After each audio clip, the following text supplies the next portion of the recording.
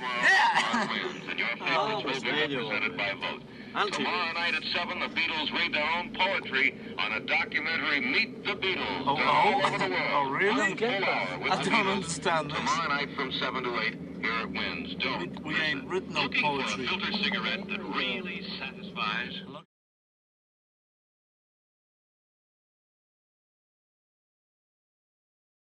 To Clive Barrow, it was just an ordinary day, nothing unusual or strange about it, everything quite naval, nothing outstanding, just another day. But to Roger, it was something special, a day amongst days, a red lettuce day, because Roger was getting married. And as he dressed that morning, he thought about the gay bachelor soups he'd had He had with all his pals, even I can't read it. And Clive said nothing. To Roger, everything was different. Wasn't this the day his mother had told him about? In his best suit and all that, grimming and shaking hands, people tying boots and rice butter on his car. John, has the success of this book inspired you to write anything else? Oh, yes. Well, it wasn't because of the book, I did it anyway. I would have done it anyway. You would? It's a sort of personal thing. I like it more than anybody else likes it. I can't help that, but I do. That makes me and the others laugh more than anybody, I think. So it's just, I would have done it anyway. Why is it a personal thing? Why would you have done it anyway? Because I've done it long before I even picked up a guitar, I've written one thing or the other and laughed at it myself and then showed it to my friends and they've laughed and, that's it. Even in school, I believe, there's some reports of this. I don't know whether they're true or not. You used to change the words in poems and Keats and so on. Yes. I used to rewrite. Well, I'd get the Keats thing and just sort of copy it out and just change it as I went along. Because half of his appeared funny already to me, Why did you do this? Why did this appeal to you? I don't know. Just made me laugh, Ha-ha, I used to go, ha-ha. Are you going to write any more? Yes, I'm doing it all the time, You got any plans for a new book? Well, the publisher's got a lot of plans, but I seem to be holding them up. I meant to do one for Christmas, but I can't do it, if they just say do it for Christmas. No. I'm just sort of doing it when I feel like. And we're very much influenced by Lewis Carroll in this, and Jabberwocky. Well, that's the only one. When the book came out and sort of everybody left about saying it's like this and that, Lewis Carroll was the only one that I could remember definitely reading and liking. I think Jabberwocky started me writing in definitely sort of back to front and things, and I think Ronald Searle started me drawing. How do you like to be remembered? As a guitarist, Beatle, or as a writer, as a satirist? I don't mind whether I'm remembered or not. Where do you draw your inspiration from? Do you, for instance, draw inspiration for satire from things that happen around you when you're a Beatle, some of the absurd things, for instance, the Lord Mayor's reception and so on? Well, I wouldn't use the whole thing like the Lord Mayor's reception, but I could use one or two things that people like that would say, or just somebody the way they looked. If somebody looked a bit funny to me, well, I could imagine them only not there somewhere else and write about them in a completely different situation.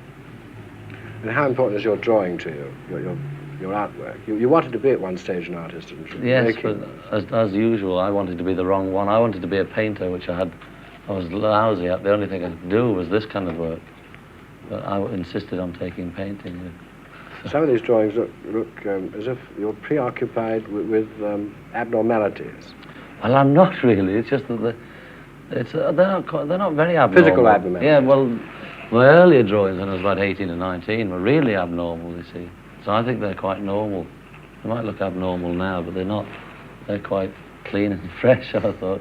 Healthy people. Very clean and fresh spirit of scepticism in all this. Are you naturally sceptical of things and of people and situations? Probably, yeah. Do you think people have a tendency to underestimate you, to think that you're barely articulate and that you don't have a mind because you're a Beatle? They might Seriously? have. Yeah, I think they did for quite a time, but now they expect more. So some press conferences, they'll just come in and sit down and wait for us to be witty about nothing, But they won't even talk sometimes. They think we're going to give a show. So it's not all roses. Is this why you play around a lot in your press conferences? Well, no, we play around a lot. If there's just nothing happening, we just mutter to ourselves. But if It's usually the best playing around is when there's some good people there asking questions, you know. But if there isn't, what can you do? You know, sitting there waiting for you to entertain them, and you can't, you know, because we can only work if we've got sort of straight man, as we call them. If somebody's going to ask us something for us to say anything sort of a bit funny. You can't just go in and sort of, well, I do.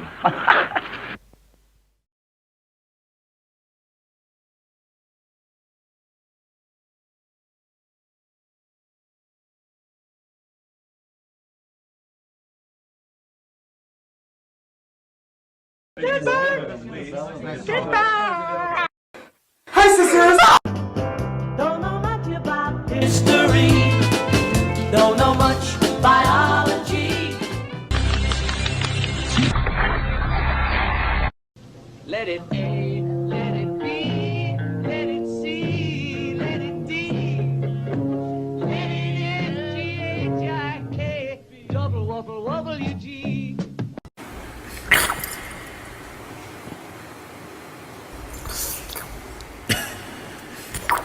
Standing solo in...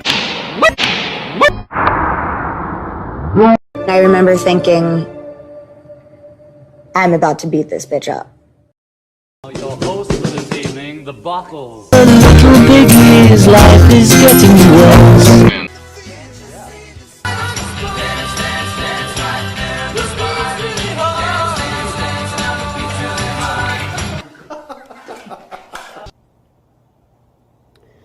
My disappointment is immeasurable, and my day is ruined. Run a risk of knowing that our love may soon be gone. This is definitely fruity. We ain't written no poetry. In front of the closet, okay, and then... Haircuts are un-American. Well, it was very observant of them, because we aren't American. Wonderful, Paul. Do you really like it? I really like that one. Will you buy it? No.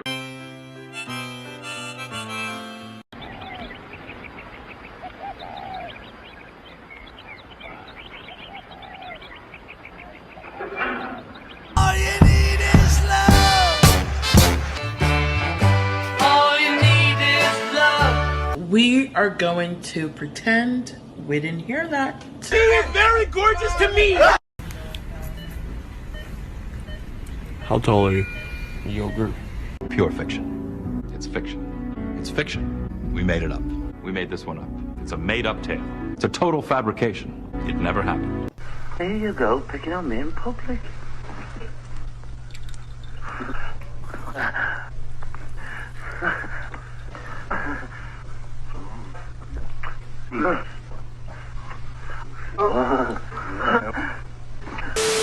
George, can we hear your latest record now, please?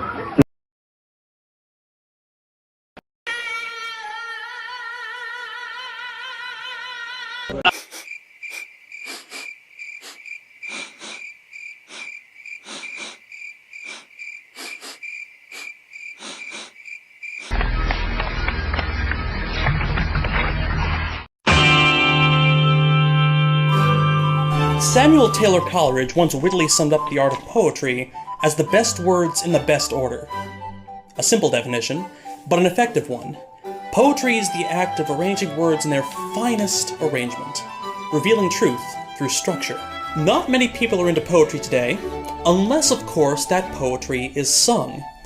Pop music is the poet's last popular refuge. The form forces formality.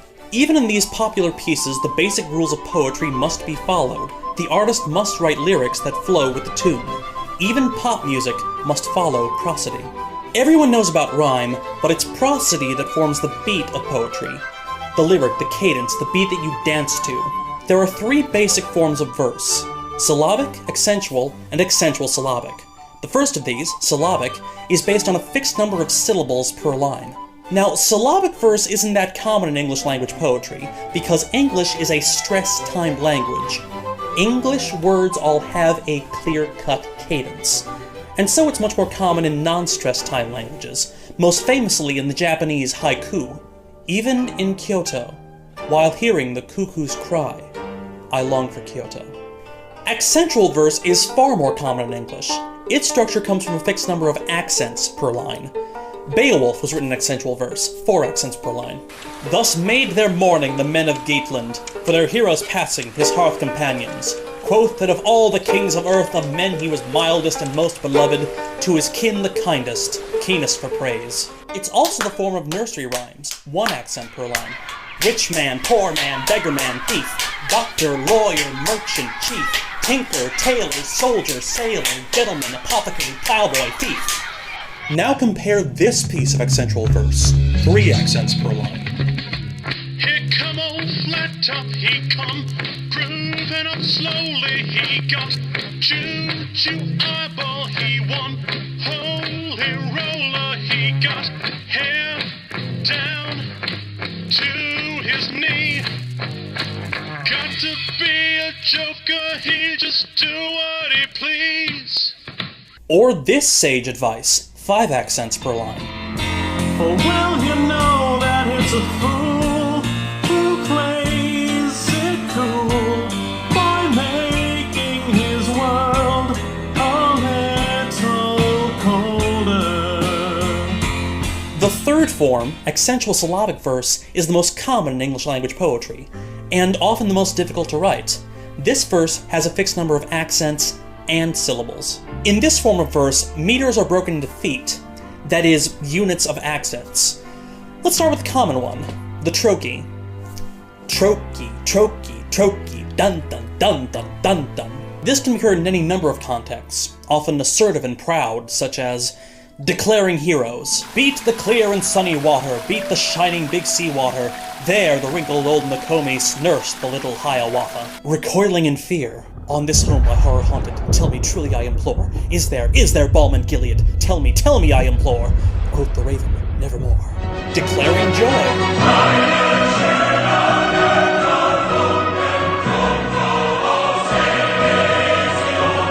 You'll notice that some of those feet will have dangling at the end. That's called a catalectic, and an incomplete line. It's surprisingly common. Where were we? Oh yes, trochee. Swooning. I've just seen a face, I can't forget the time or place that we just met. She's just the girl for me, and I want all the world to see we've met. Pleading. Is there anybody going to listen to my story? All about the girl who came to stay. Sneering. Friday night I robbed about a suitcase. Sunday morning creeping like a nun. And declaring universal love. I am he as you are, he as you are me, and we are all together. The opposite of the trochee is the I am. I am, da-dum, da-dum, da-dum. More lilting than the forceful trochee, this is the meter of natural English speech, and it's used throughout the canon. But soft what light through yonder window breaks, come live with me and be my love, and we shall all the pleasures prove. To strive, to seek, to find, and not to yield. My name is Ozymandias, king of kings. In Xanadu did Kubla Khan a stately pleasure dome decree. 'Twas brillig and the slithy tomes that gyre and gibble in the wave. Because I could not stop for death, he kindly stopped for me. Oh, beautiful for spacious skies, for amber waves of grain. Why don't we do it in the road? There are more examples of this, of course. It's been a hard day's night, and I've been working like a dog. And when I was younger, so much younger than today, I never needed anybody's help in any way. Part of the power of the I am is the natural sound flow it creates. The 2 beats that make an I am are perfect for capturing the profundity of the everyday. I read the news today, oh boy, about a lucky man who made the grade. And though the news was rather sad, well, I just had to laugh. Of course, poetry doesn't always follow that strict pattern, and it shouldn't. Otherwise, every poem would just be this endless march to a beat, just 1, 2, 1, 2, 1, 2, 1, 2. There's nothing wrong with putting 2 left feet forward, And did those feet in ancient time walk upon England's mountains green? That switch is called an irregular foot, and it adds some variety to the meter. There are also two other kinds of meter that can't hold a poem by themselves, but can rather be substituted for feet in order to vary the rhythm. The spondee and the firus. 2 accented beats, 2 non-accented beats. They're very common. Like in this famous piece of iambic pentameter, full of dangling catalectics, irregular feet, and both spondaic and furic feet. To be or not to be, that is the question. Whether 'tis nobler in the mind to suffer the slings and arrows of outrageous fortune, or to take arms against a sea of troubles, and by opposing end them. It shakes up that otherwise strict formula, and turns its march into a frenzy, to show the mind of a suicidal man, or to show the mind of man under the influence. Turn off your mind, relax and flow downstream. It's not dying. It's not dying. Lay down all thoughts, surrender to the void. It is shining. It is shining. The iamb and the trochee, though common, are only 2 forms of metrical feet. They're what we call disyllabic feet, 2 beats. And they're very common in English because they work for English. Unlike, say, tetrasyllabic feet, 4 beats, which are more common in Greek and Latin poetry. Iridescent throned Aphrodite, deathless, child of Zeus, wild weaver, I now implore you. Though it does occasionally appear in English verse. So I lit a fire, isn't it good? Norwegian wood. Finally, the trisyllabic meters. 3 beats to a foot, as you can guess. The most common of trisyllabic meters is the dactyl. It's basically a waltz. 1, 2, 3, 1, 2, 3, 1, 2, 3. This is the forest primeval, the murmuring pines and the hemlocks. And there's not to make reply, there's not to reason why, there's but to do or die. Into the valley of death rode the 600. It's quite a rhythm. It's a lilting dance. Picture yourself in a boat on a river with tangerine trees and marmalade skies. A shy plea. What would you think if I sang out of tune? Would you stand up and walk out on me? And a melancholy meditation. Eleanor Rigby picks up the rice in a church where a wedding has been. Lives in a dream. There's also the reverse of the dactyl, the anapest. Not da-da-da-da-da-da, but da-da-da-da-da-da-da-da-da. The Assyrian came down like a wolf on the fold, and his cohorts were gleaming in purple and gold. Of course, it's far better known for its use in much less violent contexts. 'Twas the night before Christmas, and all through the house, not a creature was stirring, not even a mouse. And speaking of Christmas, oh, and what happened then? Well, in Whoville, they say, that the Grinch's small heart grew 3 sizes that day. It's less common in music, but it still occasionally pops up. Close your eyes and I'll kiss you. Tomorrow I'll miss you. Remember, I'll always be true. There are other less common forms of trisyllabic meter, like the cretic.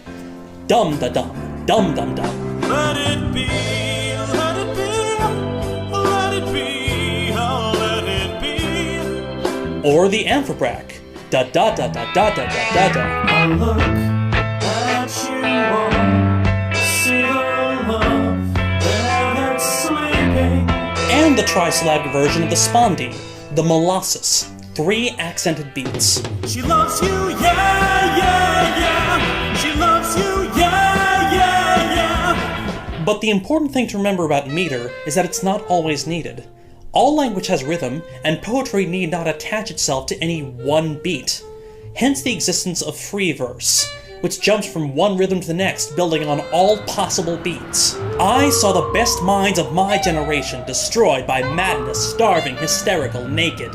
It's not the strict beats of older poetry, but the free rhythm of everyday speech and all of its dancing. This poetry doesn't rest on rhythm, but on the sensations it creates in the reader. I sing the body electric. The armies of those I love engirth me, and I engirth them. They will not let me off till I go with them, respond to them, and discorrupt them, and charge them full with the charge of the soul. What I'm illustrating isn't advanced, nor is it complex. All that I'm saying is that poetry is more common and more accessible than you may think. Poetry is the best words in the best order, and the structures and traditions of poetry are surprisingly ubiquitous. So revel in the beauty of language wherever you see it, in the oldest tomes, or in the songs that you've heard over and over again. Revel in the words of Sappho, Shakespeare, Poe, Longfellow, Tennyson, Coleridge, Dickinson, Carroll, Byron, Blake, Whitman, Ginsberg, and yes, even Lennon, McCartney, Harrison, and Starr. Living is easy with eyes closed, misunderstanding all you see. It's getting hard to be someone, but it all works out. It doesn't matter much to me. Let me take you down, 'cause I'm going to strawberry fields. Nothing is real, and nothing to get about. Strawberry fields forever. Strawberry fields forever. Strawberry fields forever.